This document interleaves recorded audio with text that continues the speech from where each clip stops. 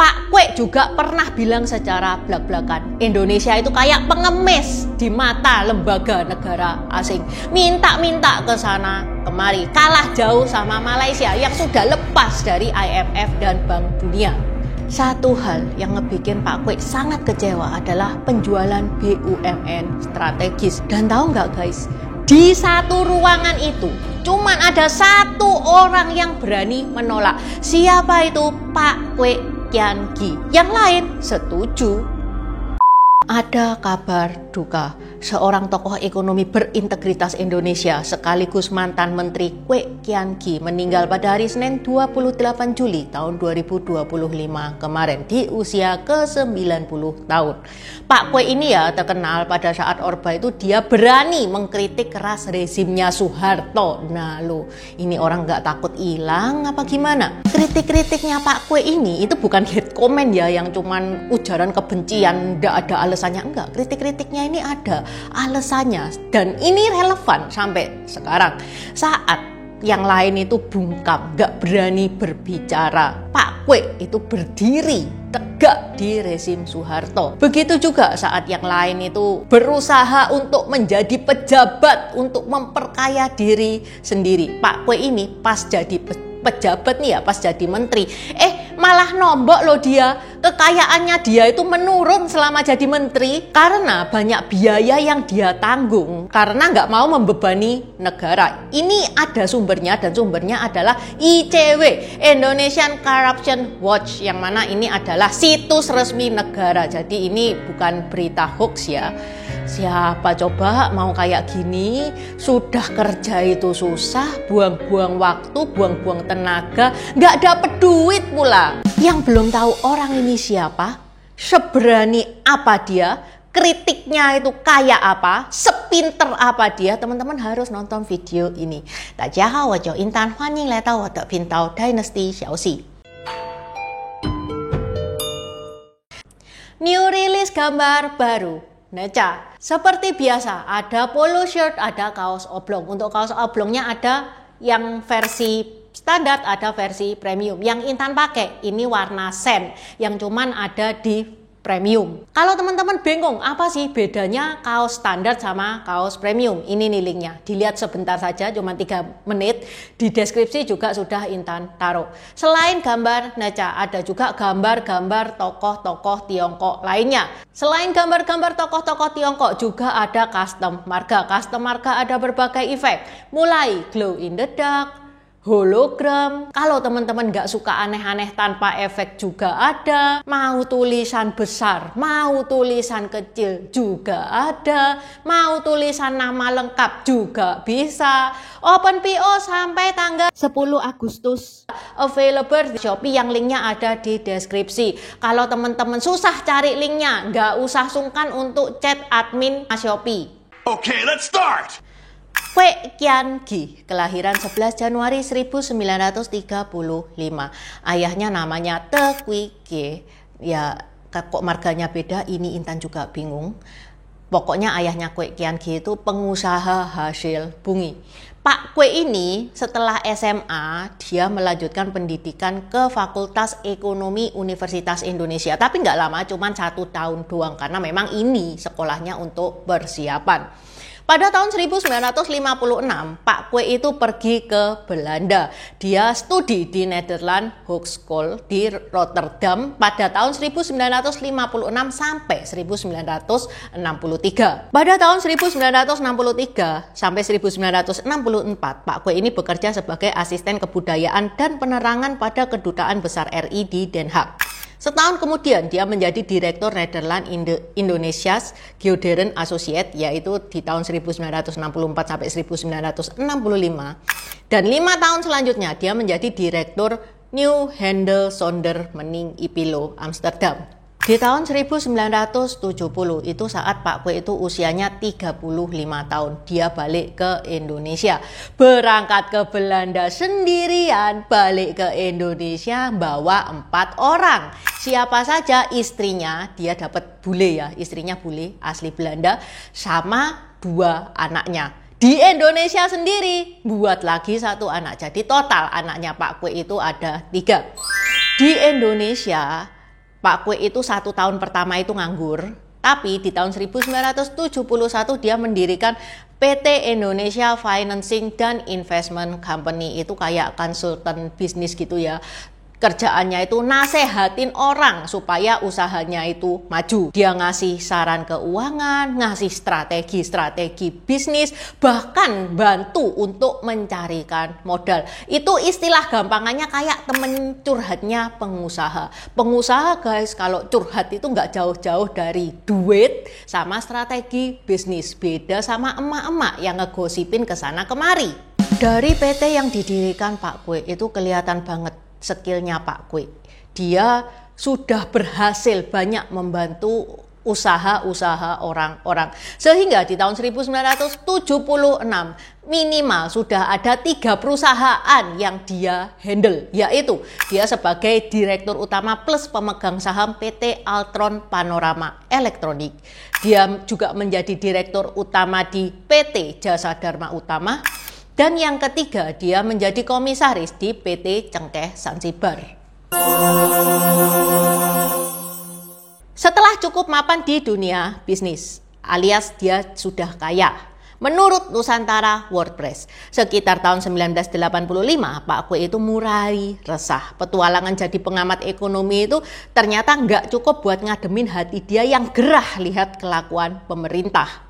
Korupsi merajalela, KKN di mana-mana, orang itu tidak boleh bersuara, tidak berani bersuara. Tapi Pak Kwek gas terus, dia itu benar-benar nekat kayak naik motor ngebut di jalan tol, lawan arus pula. Pak Kwek tahu resikonya, tapi dia tetap maju, dia berani banget nantangin rezimnya Pak Harto. Pak Kwek memutuskan dia mundur dari dunia bisnis pelan-pelan, padahal dunia bisnis itu bikin dia kaya loh, ngebikin dia banyak duitnya.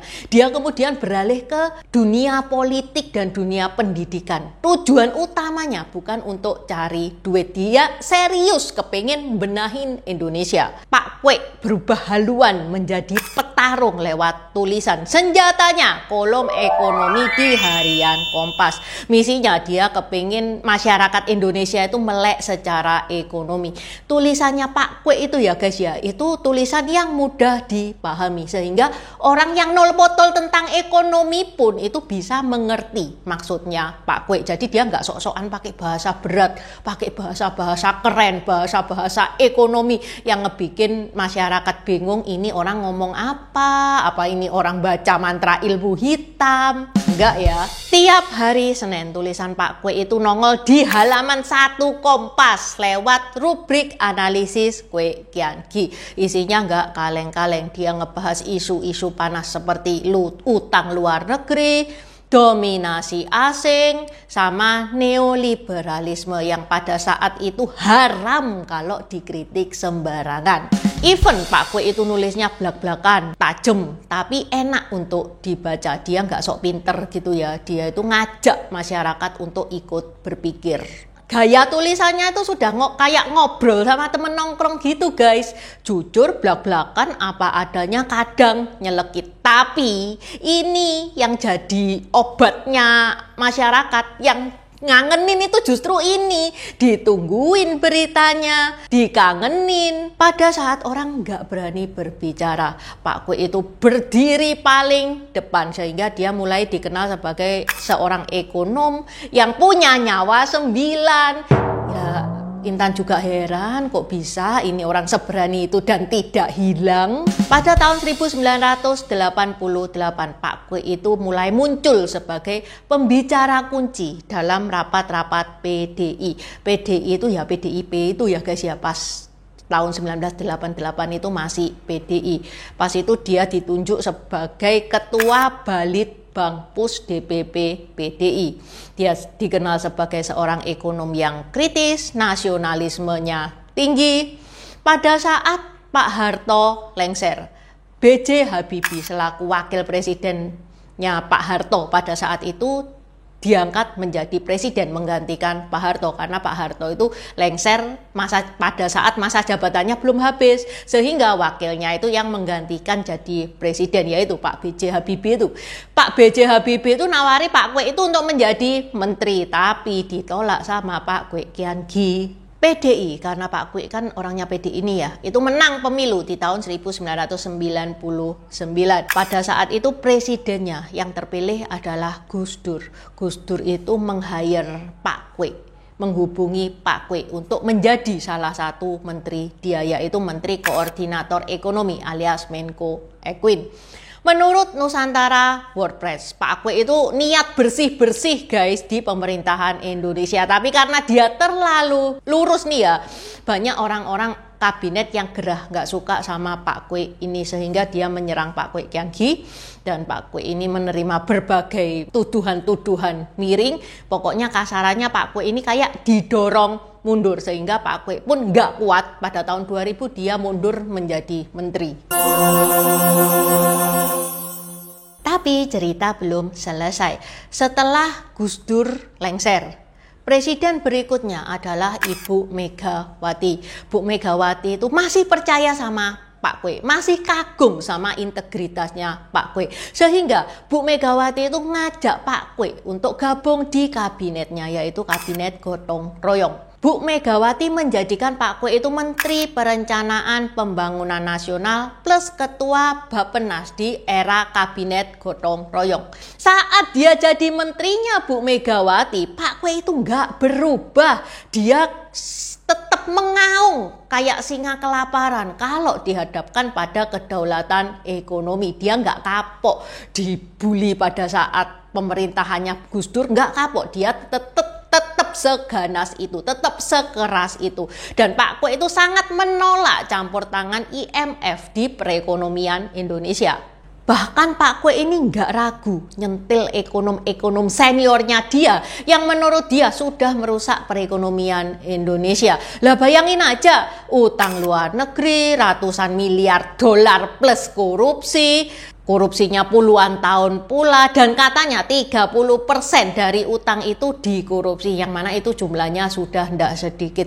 Dan nyesetnya pola ini itu masih berlangsung even setelah era reformasi. Pak Kwek juga pernah bilang secara blak-blakan, Indonesia itu kayak pengemis di mata lembaga negara asing.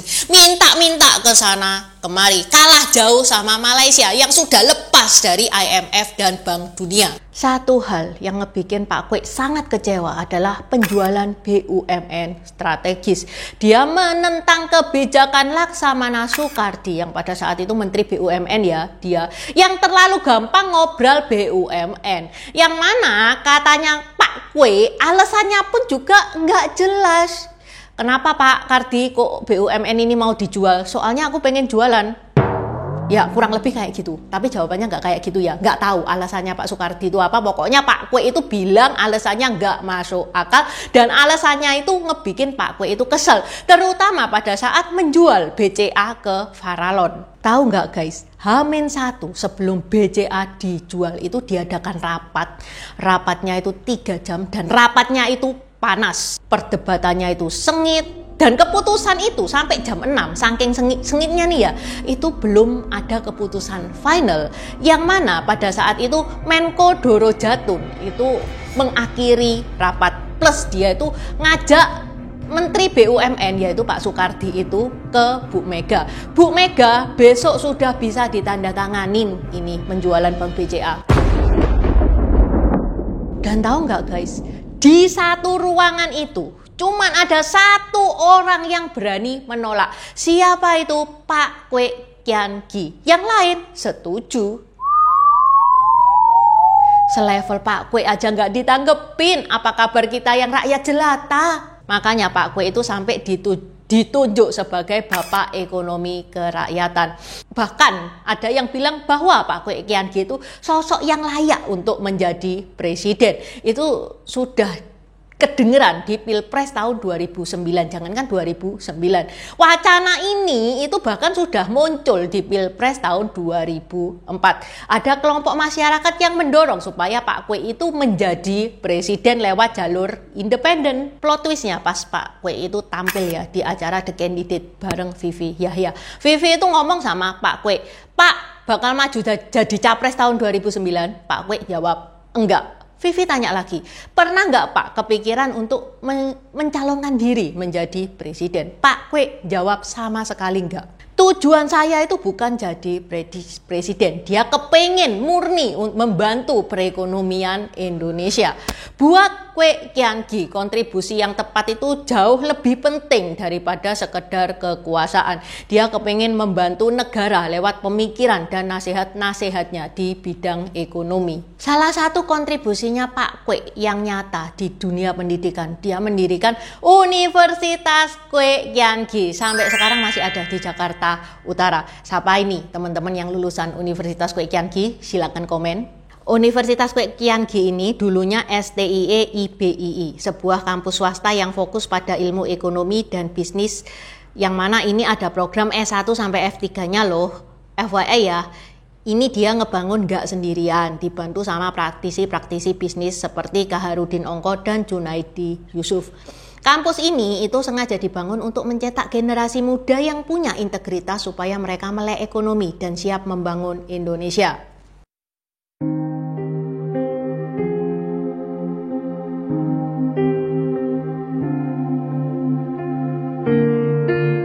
Pak Kwek Kian Gi berpulang pada 28 Juli jam 10 malam di Jakarta di usia dia yang ke-90 tahun.